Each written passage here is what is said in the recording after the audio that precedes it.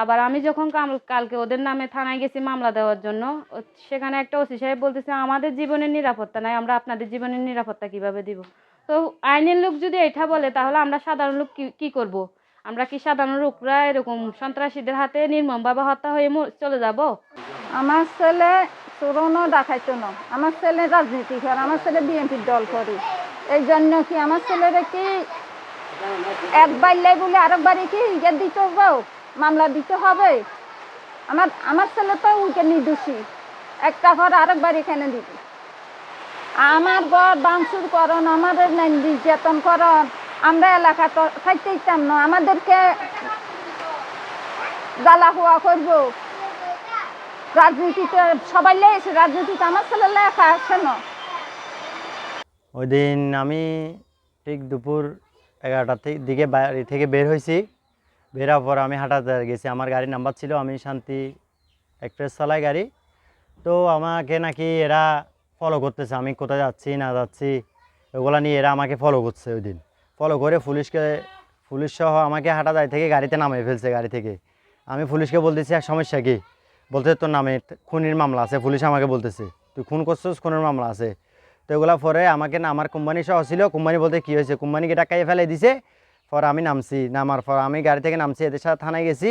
যাওয়ার পর আমাকে মানে এরা মামলা কী করছে না করছে, আমি নাকি ঘর ফুরে ফেলছি, মানুষ মেরে ফেলছি, ওগুলো আমাকে এরা দেখাইছে। তো আমি তো 5-6 তারিখ থেকে বাসায় ছিলাম না। তো আমি খুন হয়েছে, ঘর ফুসছে, এগুলো আমি আসলে জানিও না। তো আমার ভাই একটাতে বক্তব্য দিছে, সুমন, আমার ভাই সুমন, মানে খুনির বক্তব্য দিছে, এই জন্য একে সহ মামলার মধ্যে ফাঁসাইছে। একে 1 নম্বর আসামি হিসাবে করছে, এরা চিহ্নিত করছে। কেন? এরা খুন করছে যে এই বিদায়ী এদের নামে সাক্ষী দিছে, এই জন্য এরা করছে। এরপরে যা আমাকে যেদিন গ্রেপ্তার করছে, এরা পুরোপুরি কল্পিতভাবে এরা আমার ঘরে হামলা করছে। ওই দিন আমাদের ঘরে ছেলে বলতে কেউ ছিল না, আমার আম্মা ছিল আর আমার ওয়াইফ ছিল। এদেরকে বয়টা লাগাই, এই ঘরে যা ছিল দা ছুরি লাগাই, এরা 15-20 জন আছে, আমাদের ঘরে হামলা করছে। মূলত ঘটনা হচ্ছে যেখানে একটা মার্ডার হয়েছিল, তো ওই মার্ডারের দিন আমার দেবর কিছু বক্তৃতা দিছিল আর কি সাংবাদিকের সামনে। তো ওইটার সাথে জড়িত করে আমার হাজব্যান্ড ওই দিন নাকি ওই রাতে ওইদিকে আমতলির দিকে সুমনের বাসায় আগুন লাগাইছে। কে লাগাইছে বা কারা লাগাইছে আমরা তো জানি না।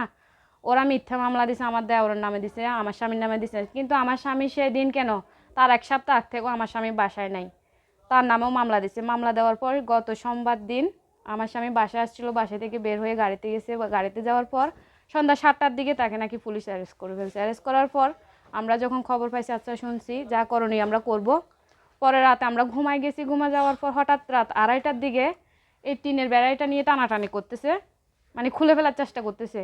পরে আমরা উঠে গেছি, ওইটার আওয়াজ শুনে উঠে বলতেছি, পরে দরজার মধ্যে ওরা বাড়ি দিচ্ছে, দরজা নক করতেছে, বলতেছে দরজা খুলো। আমরা বলতেছি আপনারা কারা, কেন দরজা খুলবো? বলতেছে দরজা খুলো, আমরা পুলিশের লোক। তো পুলিশের লোক, আইনের লোক যেহেতু দরজা খোলাই যায় স্বাভাবিক।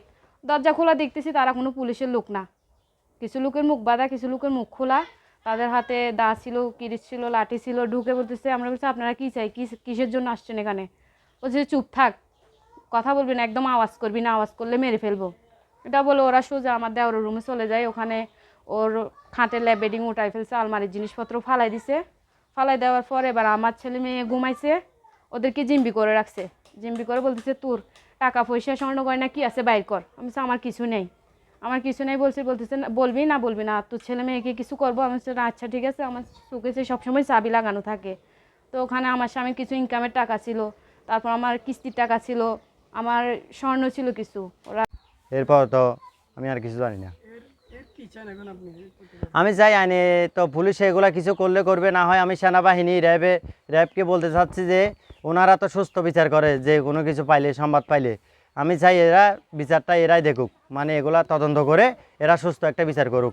খুনিরা যদি বাহিরে খোলামেলা হয়ে হাঁটতে পারে, আমরা সাধারণ, আমরা শ্রমজীবী, মানে জীবিকা করে খাচ্ছি, আমরা কারো ক্ষতি যাচ্ছি না। এরা যদি মানুষ খুন করে যদি চলাফেরা করতে পারে রাস্তার মধ্যে সরাসরি, আমরা কেন হাঁটতে পারবো না সাধারণ মানুষ হইয়া?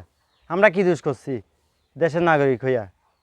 প্রশাসন এদেরকে ডাইরেক্ট করতেছে, নিরাপত্তা দিচ্ছে আমাদেরকে। আমরা সাধারণ মানুষ, আমাদের কোনো নাই, আমাদেরকে ধরে নিয়ে যাচ্ছে প্রশাসনে।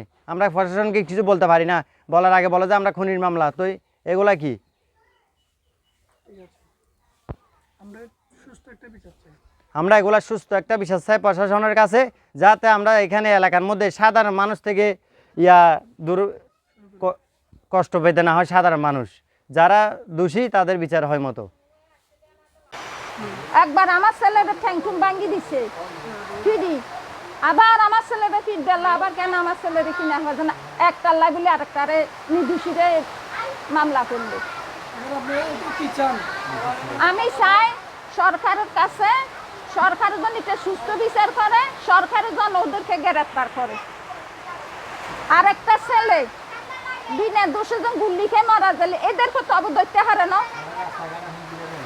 হ্যাঁ, রাস্তায় কেন আমার ছেলের আইতে ইচ্ছ না, আমার ছেলের গরু অপমানি করবে, আমার ছেলের গরু মারিব, আমার ছেলের গরু, হ্যাঁ বারবার তারপরে বলবেন বারবার অপমানিত না, আমাদেরকে একবারে মারি ফালাই দিবেন।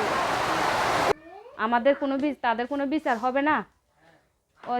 ওরা আমাদের উপরে উল্টা হামলা করার আগে আমি চাই প্রশাসন যেন তাদেরকে প্রশাসনের আইনের হেফাজতে নিয়ে যায়, আইন যেন তাদের বিরুদ্ধে কঠোর একটা ব্যবস্থা নেয়।